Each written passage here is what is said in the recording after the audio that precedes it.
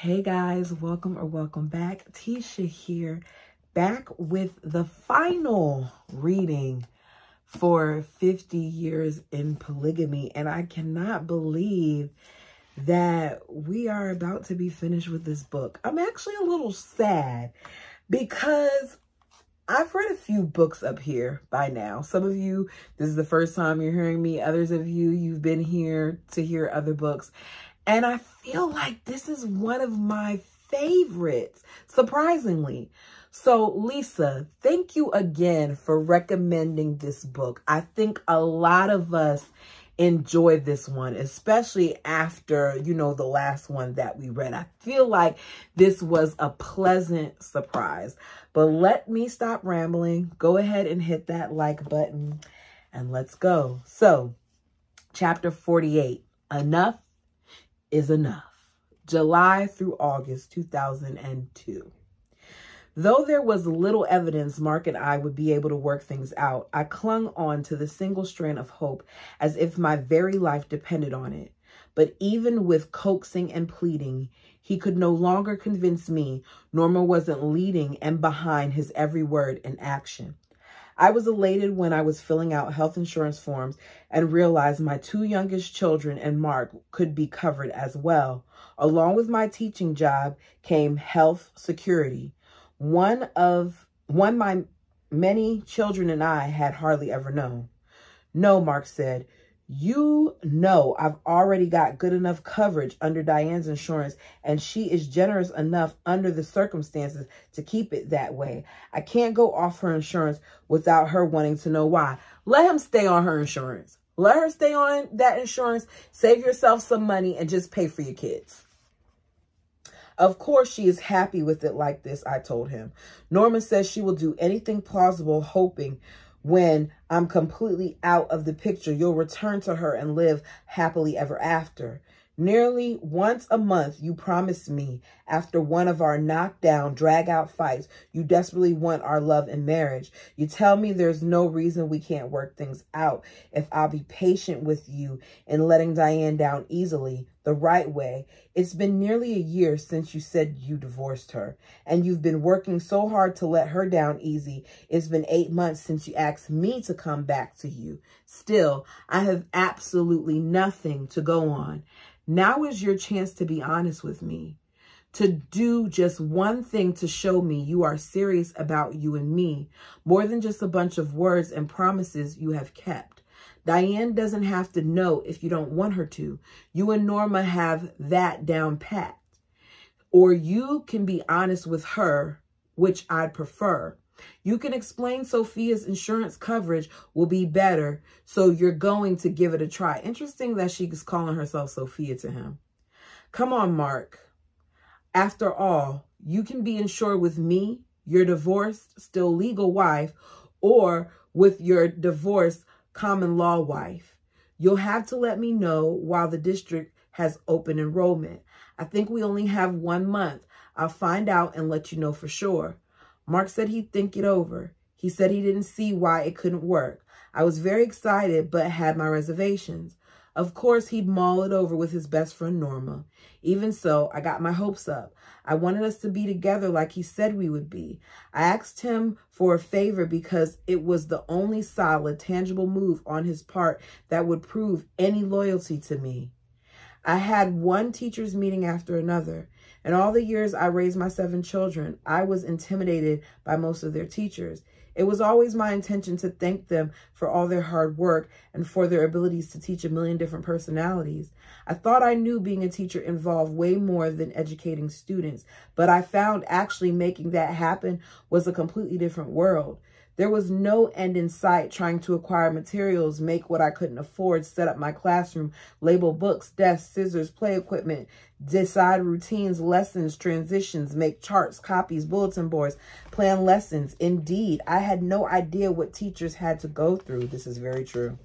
I felt bad when I began to understand the appreciation my children's teachers surely deserved from me and never received. Teaching younger grades and the preparation time was and is much like planning and setting up for a huge conference every day for years with no end in sight. My time crunch and mega stress level were literally eating me alive. In addition to all the pressure, Rosemont Elementary School was being remodeled. So we had to move all of our supplies and things to Riverton High School, where the children would attend class for 3 weeks before we got the privilege and joy of moving everything back to the elementary school to start again. A few weeks before school started, near the end of July, my gut started violently convulsing. The nausea was so intense I couldn't eat but a tiny bit at a time, or it wouldn't stay down. It felt like the worst case of flu I'd ever had. Still, I couldn't stop working, and I practically couldn't stop crying. I was afraid I might have a nervous breakdown if I slowed down at all. Besides, all the school meetings and preparations, I unwisely volunteered to sew my soon-to-be daughter-in-law's wedding dress, and there was still a million more things to do. Without any emotional or physical support, my body was rebelling. From the sidewalk, I watched hundreds of children exit the buses and cars in front of the high school on their first day of school. I didn't see how I could possibly stay, but I couldn't leave my first graders with a substitute on their first day of school either. Yet I knew it would also be a true miracle if the pain in my guts didn't cause me to faint right there in front of everyone. I'd be so embarrassed. I forced the tears to stay behind my eyes and my body to endure until I could go home. When I could no longer bear the pain, I rushed to the nearest bathroom. My blood-covered panties let me know my bowels were in worse condition than I ever imagined. Goodness gracious. Throughout the day, I continued to layer up paper towels between my slacks, panties, and me. Miraculously, with remarkable patience and kindness to my first grade children, I finished a day that literally felt like 10. Mark was lying on the bed when I got home. He wasn't feeling well either. I wanted to crash next to him and have him wrap his arms around me and make everything all right for the both of us while we slept for 3 solid days and nights. I changed, put a pad on my underwear, and slid underneath the sheet next to Mark. He turned over on one elbow and asked me how my first day went. My heart raced while I wondered where to begin when even talking was cumbersome. As I started to tell him about the months of overwhelming stress and of my day, of the physical agony, the tears I'd forced inside poured from my eyes. My stomach and abdomen hurt so bad. I think something isn't right inside of me. I better go to the doctor to find out what's wrong. What's the matter now? Mark griped. I tried to ignore his cold, frustrated tone and began to explain. I was bleeding from my bowels and thought my body was paying me back for punishing it for so long. If she is bleeding from her bowels, something is seriously wrong. And the fact that she was using pads, thinking that alone was enough, shows how much she tends to neglect herself. Goodness gracious. Mark jolted back and sat up on his side of the bed. What in the hell are you talking about, Sophia? You've got life easy right now. You've got a house, a good job, and friends.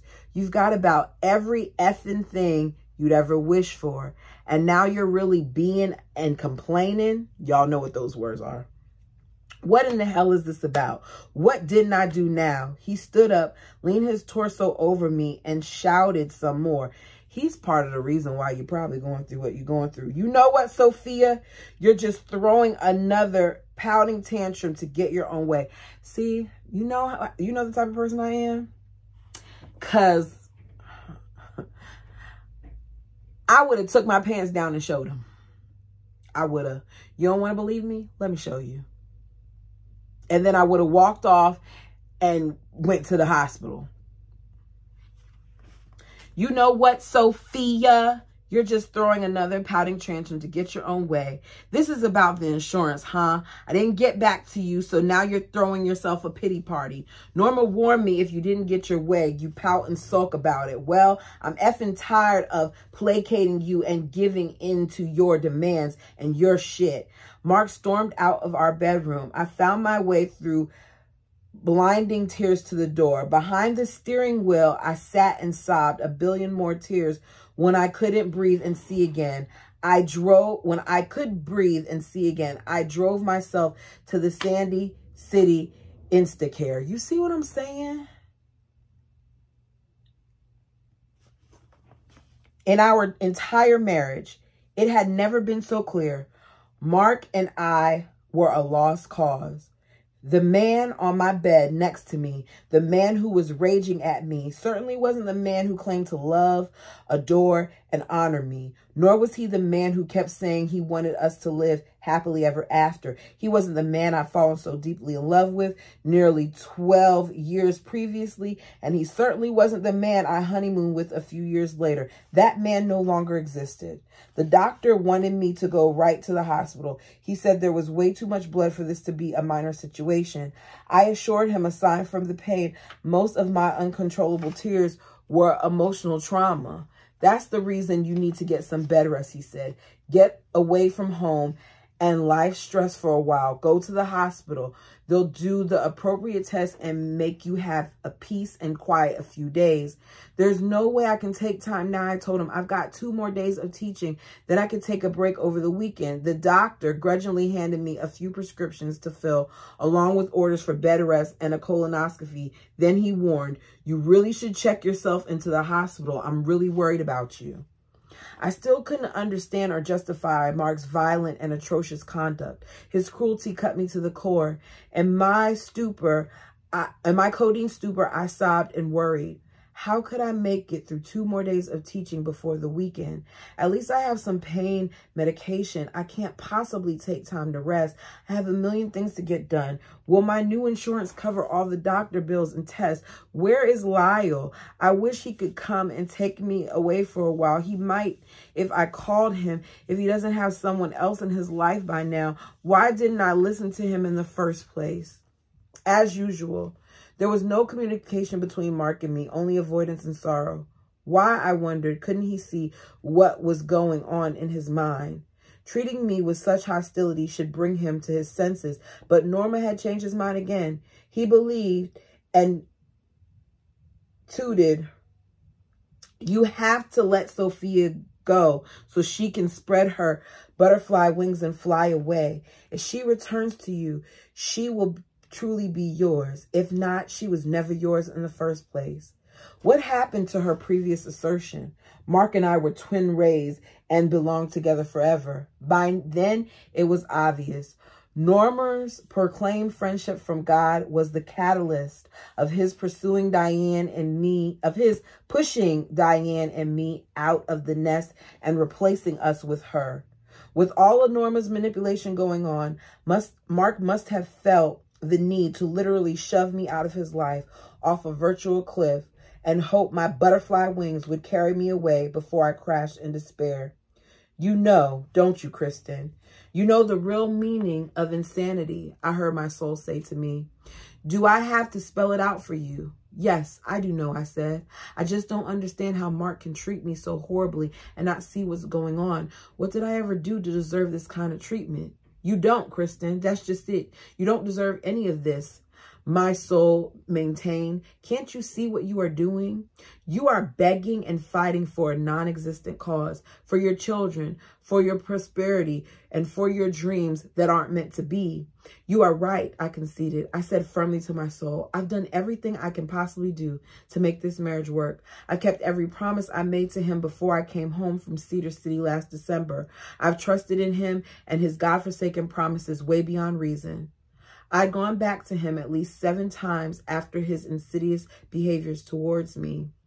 Yes, that was totally crazy. Doing the same things over and over again and expecting different results was truly the definition of my insanity. I'm sorry. I'm so sorry I haven't listened to you and honored you, I told my soul, my heart, and my aching guts. I've got to let go and move on with my life. I will. I'll do the best I can to leave.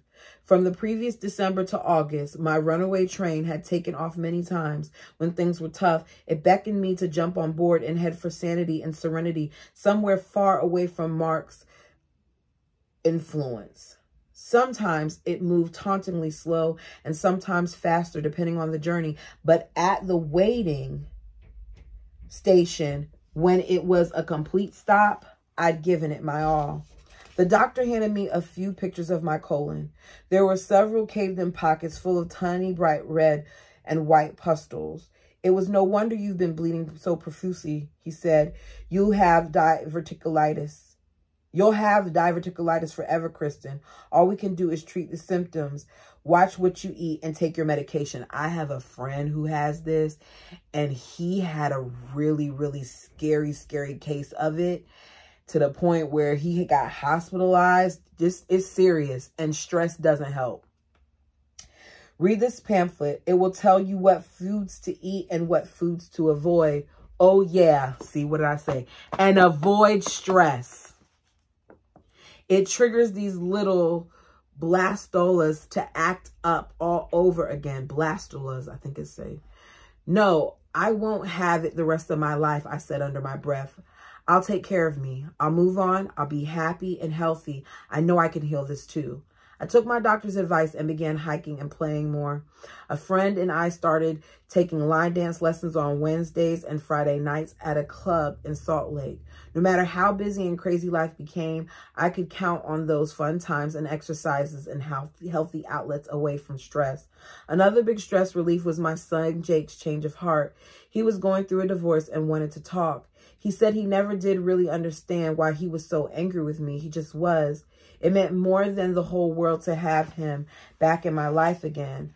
Mark sensed my change of heart. I was keeping busy, breathing, and rapidly letting go. When he became himself for a few minutes, he asked me to forgive the stupid things he said and done. Another time, he promised to make things right. He'd get off Diane's insurance and get on mine as soon as possible. He said he was sure it was the best thing for both of us. It made sense. We should be partners in everything. It's so funny how whenever he sees that she's starting to pull away, that's when he wants to do right by her. I wanted to be shot to the moon. I was proud I didn't fall back in his line again. I made a pact with myself to be kind no matter what. I continued to move in my own space and direction and didn't expect for 1 minute he'd keep that promise either. Aside from the feelings flying around everyone, I enjoyed our son Jack's marriage to Norma and Jared's daughter. Ooh, I wouldn't want that. At the wedding, I was single. I took off my shoes and danced up a storm, laughed and visited with friends and loved ones, while Diane was busy lining up her children, Mark and herself, for family pictures. I listened to my friends' dismayed comments. Through the whole evening, Mark never said one word to me. It was as if we didn't exist to each other. It seemed everyone with even the slightest negative emotion covered them well for our kids' joyous occasion.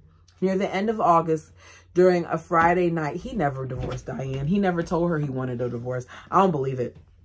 Near the end of August, during a Friday night line dancing lesson, my friend and I sat with a few ladies we were getting acquainted with between dances. Would any of you ladies like a rose? We looked up and see a beautiful, dark-complexioned young woman holding a bucket full of long-stem red roses. How much are they? My friends and I asked in unison. Just $3 each, she replied.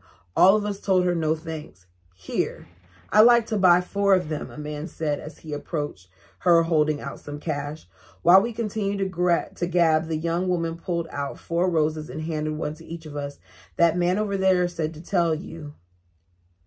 She shifted her shoulder in the man's direction, that these are for you beautiful ladies.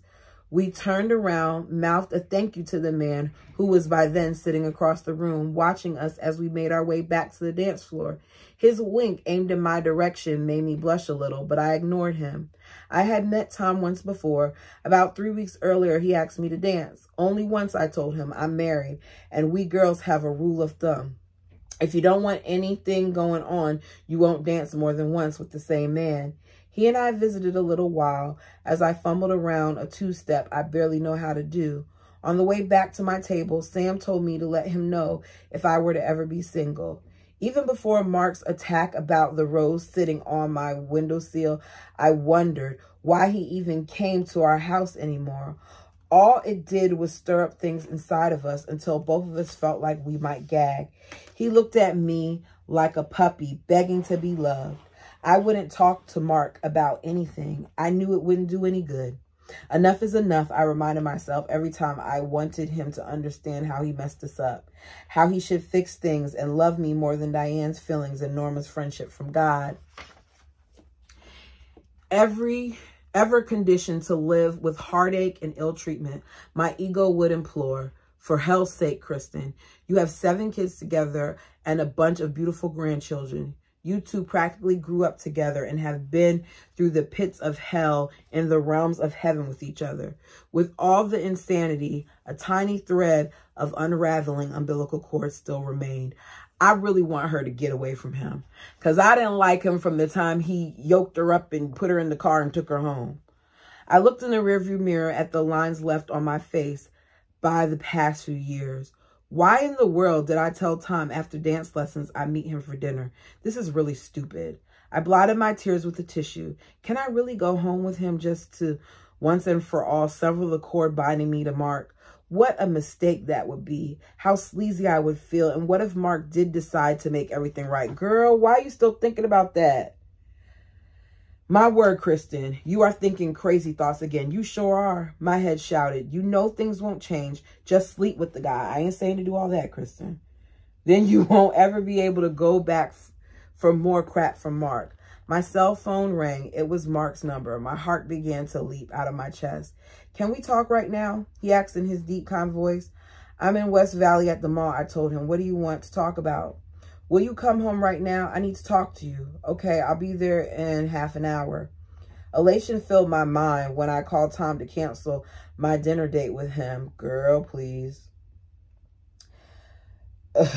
On my way home, I had to jerk my lead foot off the gas pedal a few times. I hope beyond hope Mark would tell me he was sorry for getting so freaked out about a single red rose, for calling me a cheat and a liar. In total lunacy, I pictured another romantic union. I imagined he'd be telling me now he realized Norma was controlling him. He promised to completely end his relationship with her so we could at last work things out without her interference. The itty-bitty thread of an umbilical cord was pathetically tuned in and hopeful. By the time I pulled into our driveway, I already created a happy ever after scenario in my head. Yeah, right. The gloom look on Mark's face sliced my crazy hopes in two. I plopped myself down on the opposite end of the sofa and faced him. What's up? I asked pleasantly. I need to know why you lied to me about the rose, he said. We've already been through this, Mark. Is this really what you called me home for? I know you lied to me about it, and I want to know why, he demanded. I told you a young lady who was selling roses gave 1 to 4 of us women. I didn't tell you a guy paid for them because there was no reason to. It had no meaning other than it was a beautiful rose. You brought it home. You put it in a vase in your window, so it must have meant something to you. Isn't it crazy how the guys that do all the crap want to have a fit when you get a nice gesture like this because they know all the crap that they're doing? That's not what she's saying. That's what I'm saying. Oh my gosh, Mark, it's just a rose. Is this really what you called me all the way home to talk about again? Why? So you can beat me up for not throwing it in a stranger's face or in the garbage can? I should have known you wanted to shout at me some more. I shouldn't have driven all the way home to subject myself to your madness again. I'm sorry, Sophia. I can't deal with the idea of another man giving you flowers. That's been my joy, my way of showing you love and appreciation. That's all you got? How about you actually respect her? How about you actually love her? How about you stop demeaning her and calling her names every other day and creating all these fights? That's how you show it. Not through a rose that you're using as an apology. I didn't say anything. How long had it been since Mark bought me flowers or showed me any love and appreciation other than as a conflict resolution? I wanted to be the one to run out, slam the door, and F him off like he'd done to me so many times that year. I never wanted to speak to him again, but I just sat there and wondered why. What on earth was I waiting for? To be physically beat up this time?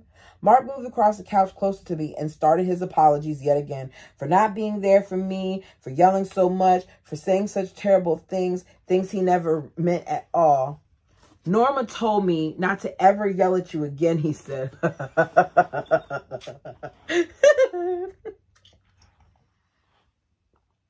I'm laughing because no matter what, Norma always comes into play. Goodness gracious. I promise, no matter how pissed off or angry I feel, I won't take it out on you or yell at you ever again. With that insolent proclamation, he again declared to whom his heart and loyalties belonged. His pledge of willpower hadn't come from his own desires and determination. Neither had his affront come from my endless appeals of begging him to stop raging because he loved and cared enough to quit hurting me so damn much. After all this time, with all he'd done and said in normal language, this promise had also been requisitioned by her. I just sat there waiting. This is the insanity we're talking about, my soul interjected. I know, I said, but maybe, just maybe this time, my ego's words to my soul made me feel embarrassed and nauseous. I listened to those same words from women in abusive relationships who went back again and again, hoping and dreaming, if only he would, if only I could make him understand, maybe this time. And there I was waiting for what? You do know how to end this marriage and stop this insanity, my soul directed. I listened and obeyed. Mark, I finally said, after a few minutes of dead silence, it's been nearly 2 months since you told me you take yourself off of Diane's insurance and get on mine. You swore you would do something to help solidify our marriage. I could see his anger rising in the color of his cheeks. Then you said you would be sure to tell me when you did, so you wouldn't accuse me again of being a nag if I asked. But you didn't keep that commitment either. You didn't even have enough respect to tell me you didn't keep. He cut me off. That's because I knew you wouldn't put me on your insurance. And after you did, you divorced me and cut me off it anyway. That's why I didn't take myself off Diane's effing insurance plan in the first place. At least I can trust her. You finally did it. My soul applauded, just as my whole being literally felt the last strand of addiction snap in two. It's all right, Mark, I calmly said. I knew clear back then you would dismiss me and another promise you made. And it's okay, because you are the one who chose not to love me enough to make us work. I've done the best I could possibly do to keep my promises to you. I have no more hope and nothing more to give us. I got up on one knee, leaned in close to his face and proclaimed, enough is enough, and I'm through waiting. I calmly walked out our back door and drove away. Let me tell you something. You want to shut a man down? I did this. I did it. I'm going to be honest. I did it. The best thing that I ever did when I end my long time relationship was I packed up all of his things in the nicest way, put them all neatly in suitcases and boxes and labeled them and everything while he was at work. And he came home and they were waiting for him by the door. And I calmly told him, I can't do it anymore. You talk about messing with somebody's head, the calm, it messes with them. Especially with crazies like Mark. I know this type. Crazies like Mark, they can't stand it. I calmly walked out our back door and drove away. I, Sophia, me, Kristen, didn't even cry. I started to cross the railroad tracks going farther up the foothills, but stopped right on top of them. I looked in both directions. The runaway train had egged me off and I didn't skip the whole sentence. The runaway train had edged me off and on from my birth, and throughout 50 years in polygamy had finally derailed. It could no longer haul me off to hell or run over me while I tried to jump it, nor could its toxic exhaust stifle me in the waiting station. I finally got enough courage to pull the switch and end the insanity. It no longer frightened me or tempted me. I no longer needed to run away from anything or anyone. I drove straight across another gigantic step towards a new life. At one of Mother Earth's hallowed spaces, I dropped to the warmth of her ground and basked in her glorious sunshine. There I contemplated my 50 years in polygamy, my 50 years full of sorrow and joy. With all my heart and soul, I used to sing the LDS hymn, How Firm the Foundation. Yet in all I had written and so much more, I knew the foundation I was raised on never was firm from the very beginning.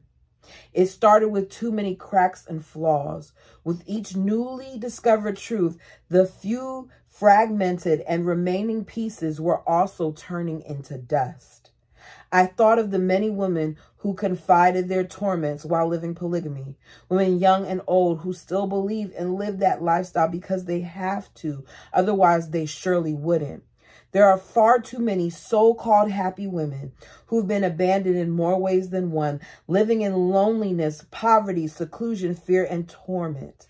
Most happy, sacrificing women pray every day of their lives to be the God I grew up with, to make them more tolerant, submissive, sweet martyrs for his gospel. I didn't read that right. To the God I grew up with, to make them more tolerant, submissive, and sweet martyrs for his gospel. Like me, those Stepford wives put on their smiley faces and exude happy-looking righteousness all over the world. Like most polygamists, I really believed I was happy in trying to live God's commandments. However, the tiniest glimpse of genuine truth and love I'd begun to see after I wanted to die let me know I wasn't happy. Happiness certainly wasn't the hell playing out all around me in the name of sacrifice in exchange for a someday, an if, or a when. I was born into a religious belief with oppressive rituals. The beliefs of 7 generations held me fast. As time went forward, the imps who used to chase, torment, and threaten Mom and me with the guilt and shame just up and quit coming around anymore. My soul told me they never did exist. They were only there because I was told and then believed they were there.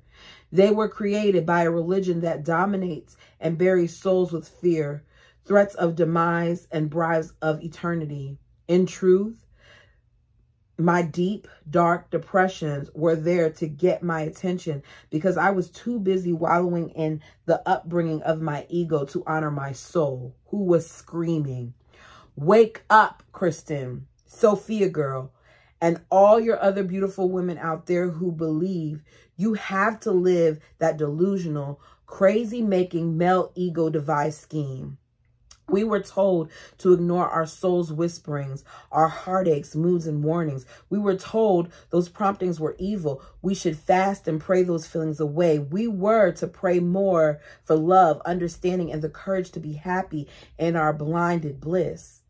As I gradually dismissed each demeaning dogma of my old religion, I embraced more genuine love for myself and others. Every day since, I have found more divine happiness than I ever dreamed possible. With my awakening, I am better able to deal with the sorrows and trials of this life as well. I know I am out of the hell I'd chosen to experience, and I will carry those life lessons with me in my eternal progress. Chapter 49, What Happened Next? Years 2002 to 2013. This is a big cheat. Every other thing has been kind of close, but now she's going to give us a whole bunch. I wish I could say the next several years of my life went smoothly. Though I was happier and more content in many ways, my soul knew I had a few more years before the calm. A few dates with a few guys for a few months, and then I reluctantly had a steady. Happy was a gentle, round-faced professional dancer. We started dancing, or tried to, a few times in November. By January, we found ourselves, as well as others, considering us partners. I always loved dancing. The all-red group stomps were the highlights of my life, so when I started dancing twice a week in the summer of 2002, it became my sanity. In line dancing, I could add my own spins, twists, and turns. Besides, I'd never been very good at following anyone's lead. But once Happy taught me several partner dances, I wanted to dance more and more. Unfortunately, the time I spent dancing with him, as well as teaching and being with my family and friends, didn't entirely squelch my feelings for Mark. On March 6, 2003, I wrote in my journal, "I've been having a tough time the last 5 or 6 days. I keep thinking of Mark. I miss him and wish we could have made things work. I dreamed of him twice in the past few days. The energy between us was warm and fuzzy, but as always, one has to give up one's wishes that aren't meant to be."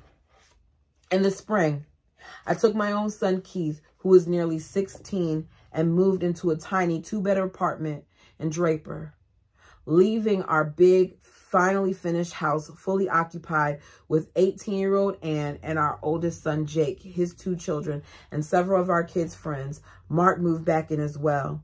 Sure enough, Norma received another vision to spiritually nullify her marriage to Jared. What did I say?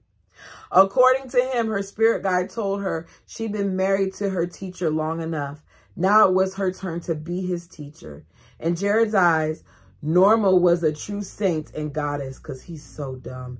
She uprooted this man, he left his wife, did all this other stuff just for him to now be by himself. Because no matter how devastated she said she was to have to leave him, she had the courage to honor her convictions. He claimed she would take upon herself a cloak of celibacy and move forward without him. To afford my apartment, I returned my leased car and started driving an ancient Toyota Tercel. It had no heat, no air conditioning, and no working windows. It was a rusty, dull gray, just like a tin can. I thought I'd gone so far backwards in life. I cried for nearly 3 days. But as I put my things away and made the small apartment a home for Keith and me, I rejoiced in my quiet serenity. From there, Mark and I had a semi-cordial relationship unless his do-good friends egged him on again. In another one of those bizarre moves of his, he swore he'd never give me 1 single penny of alimony. He quit work and sued me for the support if he had to. I said, "You don't have to worry, Mark. I don't want a single penny from you ever again. You know I've already been and will continue to be fair with you no matter how you treat me." In July 2003, right before our legal divorce was final, an old friend asked me to stay with her in California so I could meet her brother, Bart. After a few long visits at her parents' home where he was living again, and after a dancing date, Bart and I decided we wanted to see each other again. Happy was a good man with good intentions. He cared deeply for me, but I always felt like his consolation prize rather than the number 10 gals he was always checking out and the one he still seemed to wait for. He was also embarrassed by my newly found joy for life. When I called my wild natural highs, my wild natural highs, he didn't want me to discuss my polygamous past with him or his friends either. With those issues and his lack of interest in my family and grandchildren, our Friday dance dates and sleepovers came to an end after 8 months. In September, Mark and I drove to Salt Lake County Courthouse to see our appointed judge. He asked if we were in agreement with me in a tiny apartment and him in a huge house, and within a few minutes, he proclaimed our 33-and-a-half-year legal marriage was over. Mark and I couldn't speak most of the way home for fear we might break down. In so many ways, it seemed like such an unnecessary divorce. The only thing he said was, 2 people who love each other as much as we should have been able to make it through hell and all the way back. All I could say was, it's obvious our love wasn't enough. Ain't nobody trying to hear what Mark has to say. Bart rolled out the red carpet. We talked a million hours on the phone. He drove all night to surprise me. We spent the night and the next morning together before he drove all the way back to Bay Area to get to work in time. In October, he surprised me with a 5-day trip to Hawaii. After we'd already spent a few days and nights in the luxuries in Northern California, he lavished me with love, laughter, and gifts. In a few months, he quit his steady job as a butcher, filed for unemployment, and moved to Utah. Though I never wanted to marry again, we married in January so he could have the medical insurance he needed. What? We had a quiet, simple wedding. The only 2 guests were my sisters, Amy and Jolie, who served as our witnesses. About 3 weeks later, yeah, you moving too fast, Bart's other personality revealed its ugliness. One night, he turned his back to me and refused to talk. When I asked, "What's wrong? Please talk to me," one too many times, Bart exploded. He leaned his large, intimidating body over me and yelled, "Don't ask me what's wrong ever again." He snatched the comforter off the bed and slammed himself down on my old couch, where he brooded and seethed for 5 days and nights. I knew Bart's anger was conjured. I'd done nothing to justify his behavior. My brother and I had been laughing on the phone about the cute things our grandchildren say and do. A whole week later, Bart finally confessed that he determined an old boyfriend was on the other end of the line. Nearly a month later, Bart went on another tangent. I went bonkers.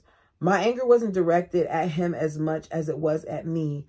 I despised myself for being with him. I should have known better. Outside of my apartment, I sprinted, walked, and jogged in a 4-hour reckless craze. In another temporary state of insanity, I didn't give a rat's ass if a madman hauled me off to the desert and killed me. I must truly be despicable, worthless piece of cow dung to have fallen into another abusive situation, I thought. How stupid could I be? Where did I go wrong? I must have been completely blind to my soul's warning signs. At some point, after several unrestrained breakaway hours, I stopped in the middle of the parking lot and called Mark. I screamed out my sorrows about his betrayal and disloyalty to Diane and me and to our children, about his absence in our lives and his choices to keep Norma in his life at our expense, about his neglect of the bills, child support, house payments, about his, Jared, and Norma's ongoing lies to Diane and our children.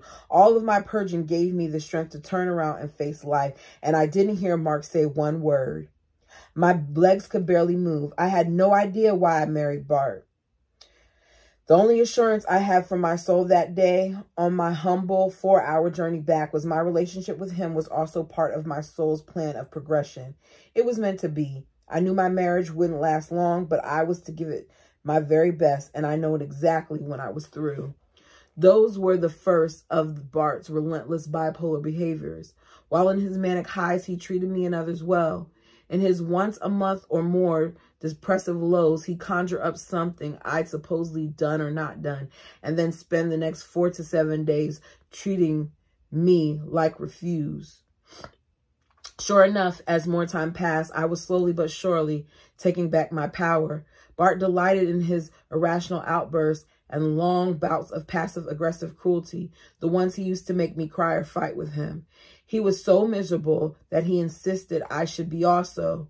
The stronger I got, the worse he behaved. His idiotic, drunken attempts to seduce women, his attempt to kill both of us while driving in a winter storm. Oh, no, girl. His constant delusions of injustice and his complete refusal to take responsibility for his outlandish behaviors. All in all, I was becoming even more calm and secure.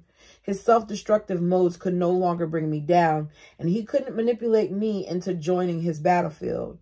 I refused to let him guilt me into not dancing anymore, or into neglecting my friends and family to hold his hand while he took pleasure in his never-ending bouts of depression.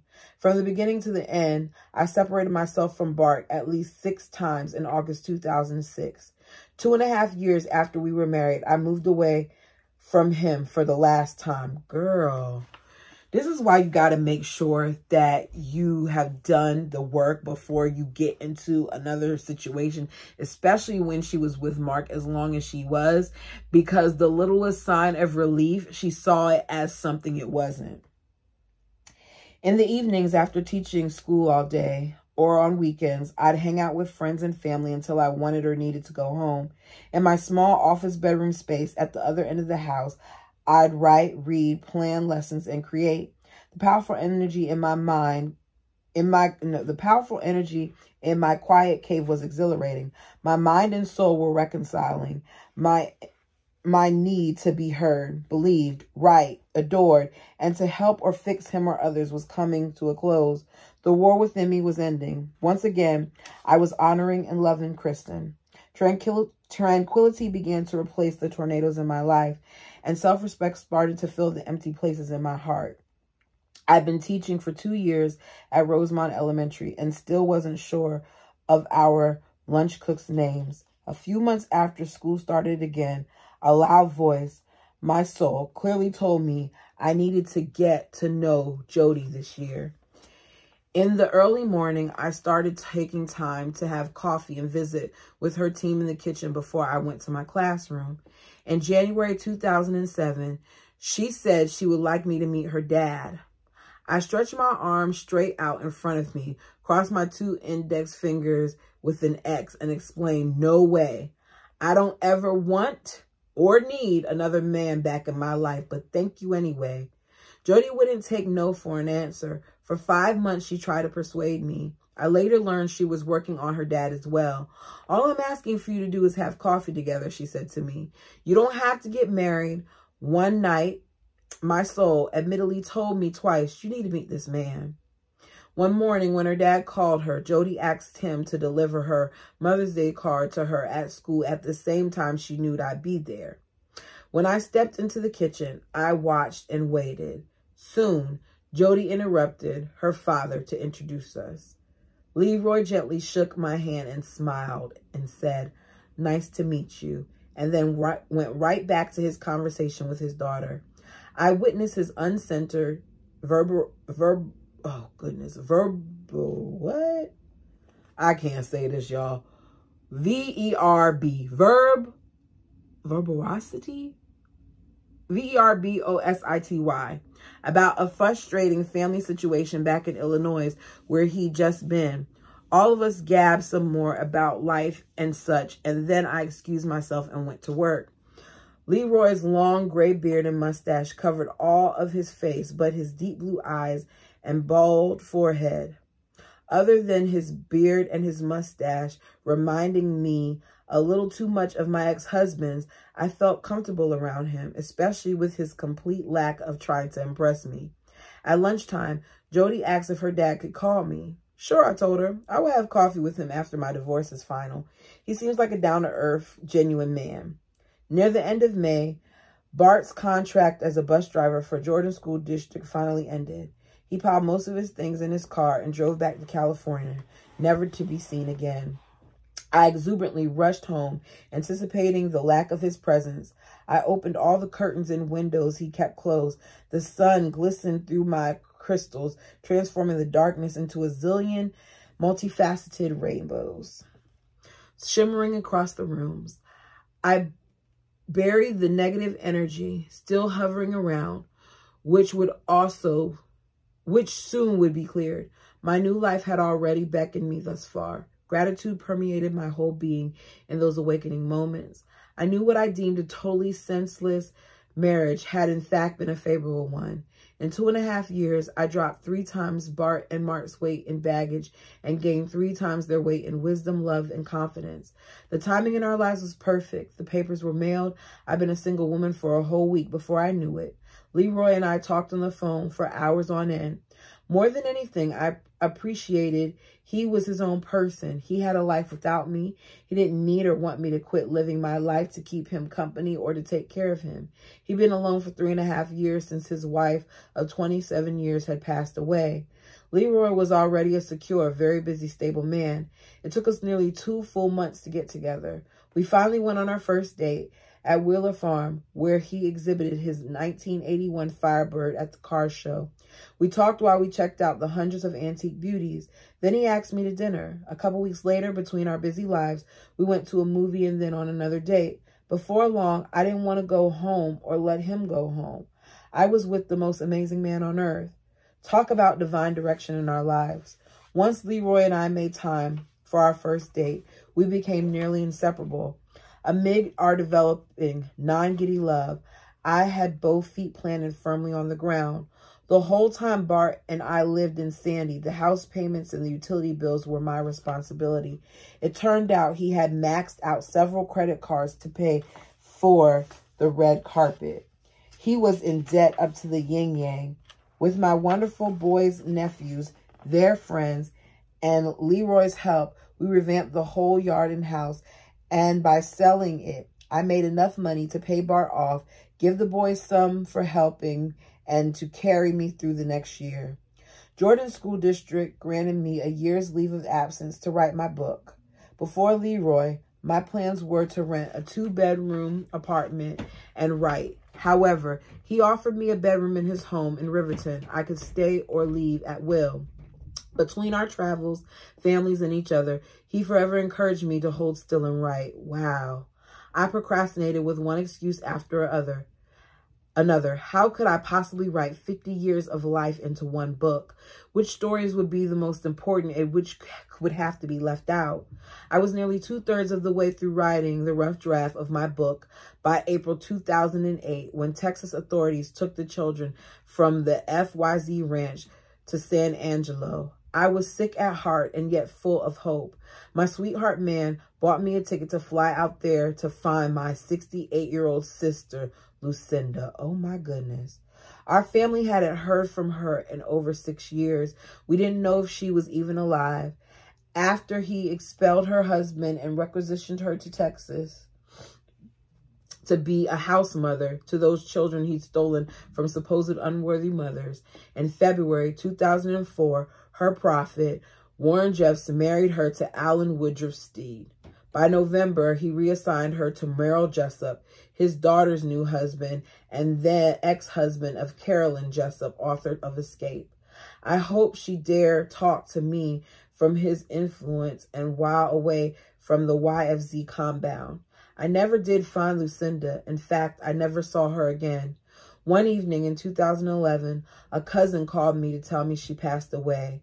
The events filling those 2 weeks I spent in Texas and on the FYZ compound could have filled 4 or 5 chapters alone, as my amazing hostess and I sat in front of the San Angelo Coliseum and watched the children playing. I felt heartsick for them. How many times had they already been torn from their biological parents and assigned to other worthy parents? Warren Jeffs took delight in his manipulative, completely uncensored power to ruin lives and tear families apart. Many FLDS children had been shuffled from one parent to another several times already, not knowing for sure who was their real mother. For many years, this was another of those disruptions. Many believed if those 401 children were sent back to the same horrendous system they'd been rescued from, they continued to be bartered, swapped, raped, and abused. What little was left on their lives would be stolen, just as their parents had been trained to by way of Warren's immoral, brainwashing sermons and his examples. When the Division of Family Services was ordered to return the children to their parents, I wept for days. In foster care, life surely had been tough for some, but in most situations, the children were adjusting in the homes of normal families who genuinely cared about their welfare and stability. Even with initial strangers, the children could have had at least an 85% less chance of being abused than in living with their polygamous parents, who as faithful followers would and still do carry out any of Warren's blasphemous and perverted commands. By the end of 2007, 50 years in polygamy was pretty much scratched out, all but of the last few chapters. Those were the tough to write. By then, my near desire to give the world and everyone else a piece of my mind had totally faded. I didn't want to hurt others with what I wrote, especially Diane, her children, and my children. But I also knew I had to speak my truth while realizing others had their own perspectives. Then I turned my book over to the universe. If it was meant to be published, it would be. If not, that would be okay as well. Mark and Norma are still together. Other than her ongoing battle with cancer, they seem to be quite content. I'm grateful Mark kept his promise to work things out with Diane the right way. Though she is no longer his wife, she remains good friends with him and Norma. I believe, even though we don't always understand our circumstances, things most often happen as they are meant to be. I wrote a letter to Norma telling her I'd forgiven her for the control she had in my family's life. I asked her to forgive me for the resentment and the anger I felt towards her, which only held me back anyway. These past 7 years, I've been so grateful for her strong influence in Mark's life back then.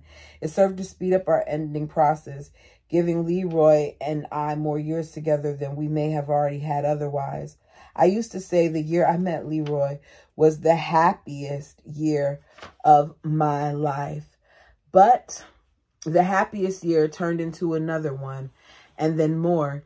Each year I'm with him is yet another of the happiest years of my life. In November 2008, we bought a modest home on just over an acre of land in southern Utah near Zion National Park. On weekends and vacation times, we painted and replaced the flooring. We bought our own furniture, including the first brand new bed I've ever owned. Wow, she's never had a brand new bed? After teaching my last year in Riverton, I rushed south to my sweetheart and our paradise, where we are surrounded by trees and love.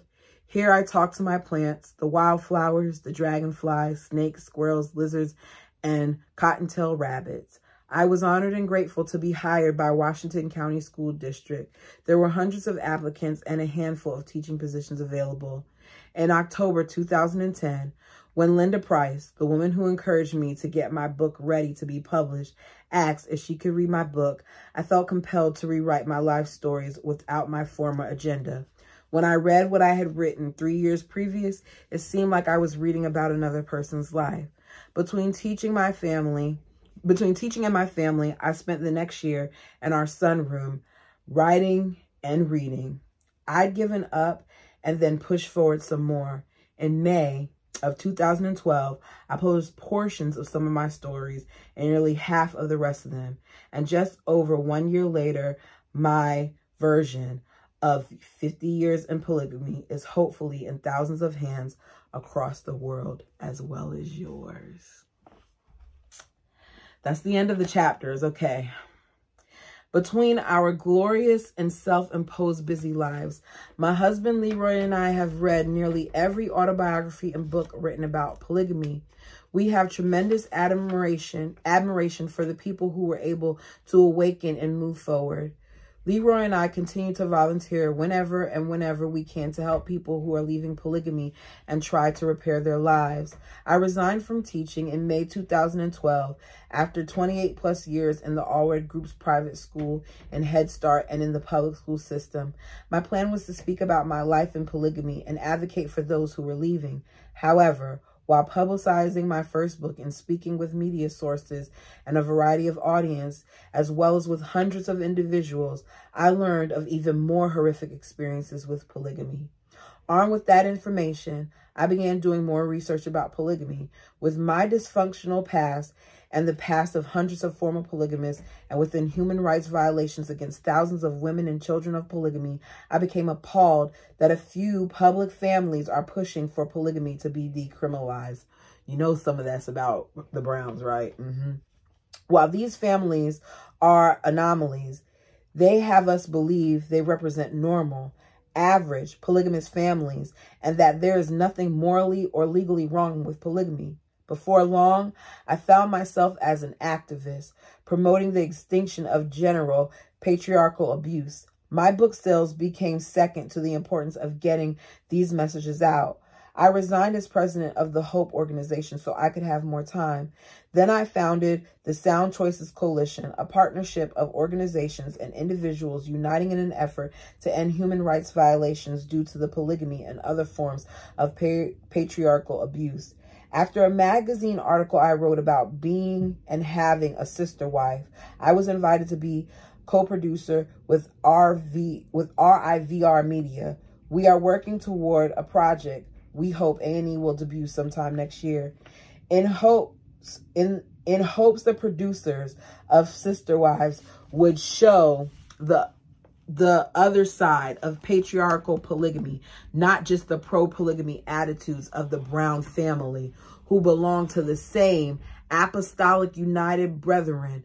3 other ex-polygamists and I participated in a film panel discussion at the University of Las Vegas in May 2013. What a trip. I hadn't seen Christine, Cody's wife, in about 15 years. Her smiles, nervous giggles, and dedication to plural marriage reminded me of when I tenaciously clung to the encoding of too many years and, just like her, believed it was all about choice. But then again, maybe I have been tempted to stay if we'd had a lot of media, money to travel, go on luxury dates, and build new homes and buy furniture. Oh, so we're just going to take this last part starting to shade the browns. I love it. I love it. Most recently, I'm hosting my own internet radio talk show called Polygamy Uncensored, where most of my guests have polygamous backgrounds and are brave enough to inform the world about what polygamy is really about. There are two sides to the stories. I feel like I'm going to sneeze. You hear about polygamy. There are stories from those who live inside of the fence and stories from those who have lived on both sides. Of course, when we lived and believed in polygamy, there was no way you would have heard us speak about the truth. First of all, we had no idea what the truth was. For heaven's sakes, anyone who is brainwashed certainly doesn't know it. Secondly, you definitely don't dare wake up and listen to your soul. They call it the devil's temptations. That could mean losing everything, everyone, and all you ever know. Like those now living in polygamy, we also had to preserve our beliefs, our families, and our clan at all costs.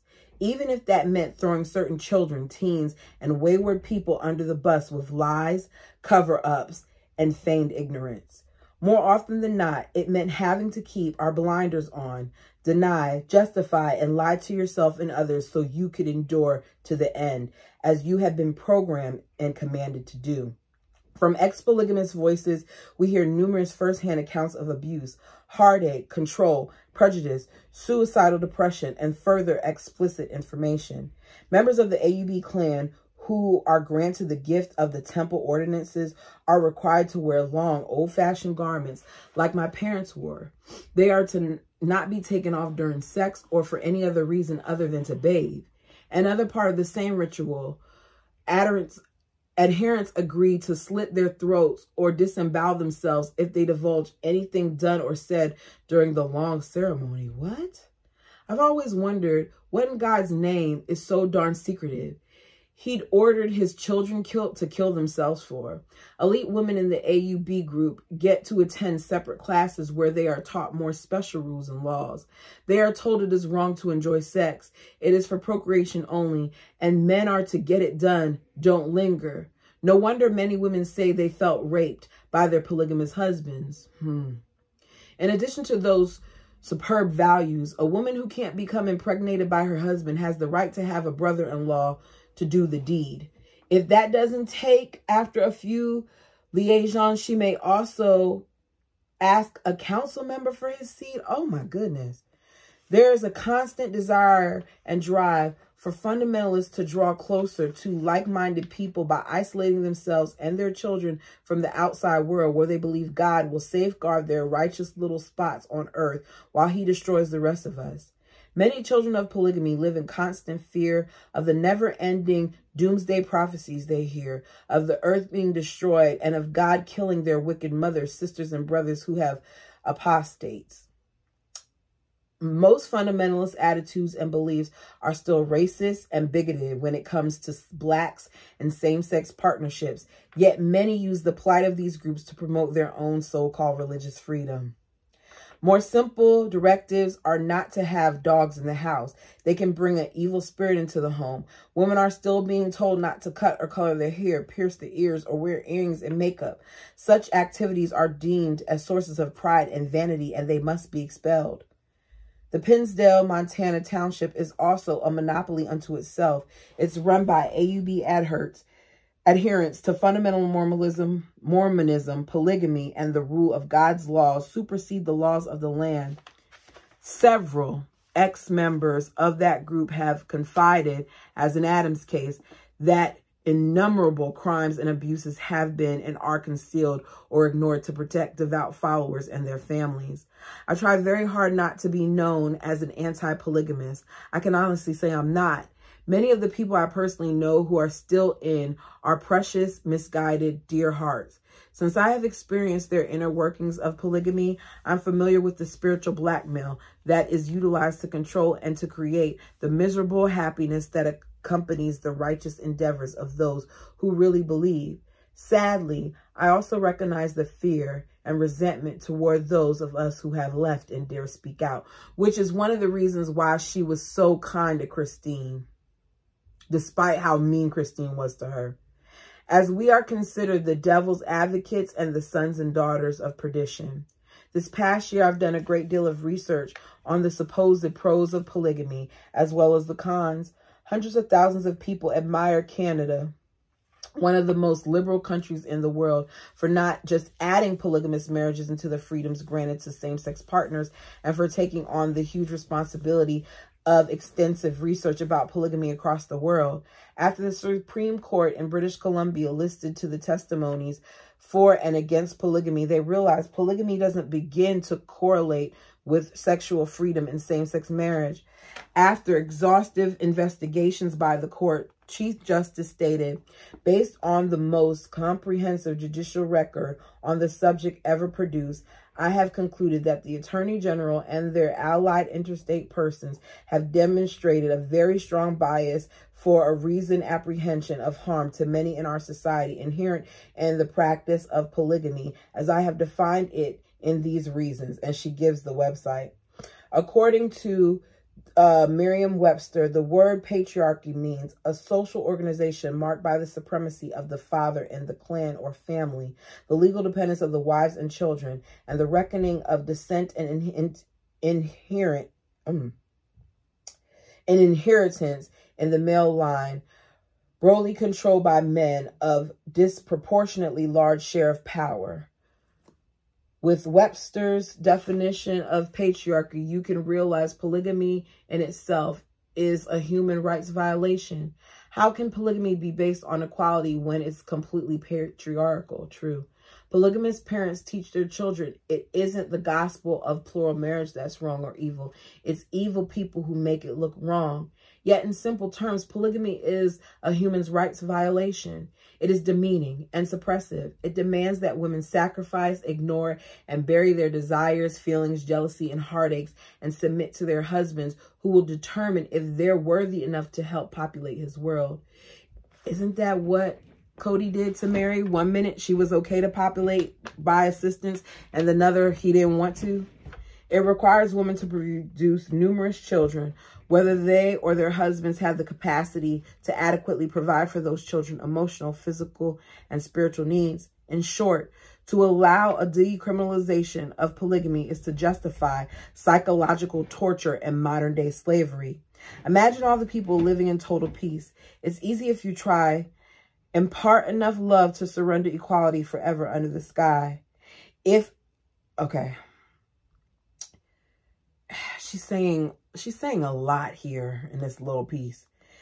I no longer hold to any religion or ideology where belief systems require and assume that our highest aspirations, happiness, fulfillment, and liberations lie in the future, and therefore justify present enslavement, dominance, suppression, and suffering. Eckhart Tolle. At the end, she wrote, Namaste. I honor the place in you in which the entire universe dwells. I honor the place in you that is of love, of truth, of light, and of peace. When you are in that place, in you, and I am in that place in me, we are one. Woo! Y'all. She did her thing. And I love that she told her story. And then in the very, very end, her last words to us are basically her letting us know what she really feels about polygamy. This was a good book. And I was pleasantly surprised. And I am going to miss reading her words. I need to look and see if she has other books. I know that she has another version of this, but it's censored. So I want to see if she did anything else. It doesn't say that she did, but I just feel like, man. Anyways, for those of you who didn't stay to the end last time and decided to stay to the end this time, our next book, we're going to start it next week, is Breaking Free: How I Escaped Polygamy, the FLDS Cult, and My Father, Warren Jeffs. This is from Rachel Jeffs. So she just finished saying some things about Warren Jeffs stuff. And here we're going to get to hear some things from one of Warren Jeffs' many children. Y'all, let me know what you thought of this book. This is what we're going to do at the end of each book. We're going to rate it on a scale from 1 to 5. 5 being the highest, what are you going to give it? Me personally, I'm going to give it a 4.9. And I say a 4.9 because some of the triggering parts were a lot, but I appreciate what she gave us. I really do. I feel like this book had us fussing at the screen, fussing at the book, and all those things. I felt all the highs, the lows. We cried, we laughed. It was a good book. It made me think, and it also made me appreciate some of my life's experience, because here's the thing. This is 50 years in polygamy. That's a long time to have to suffer and to have to keep sweet. Thank you all so much for spending your time with me. This video was a long one. Some of y'all like the long videos, so this will be good. And I'll see you guys, for those of you who are just here for the book corner, I'll see you guys on Monday.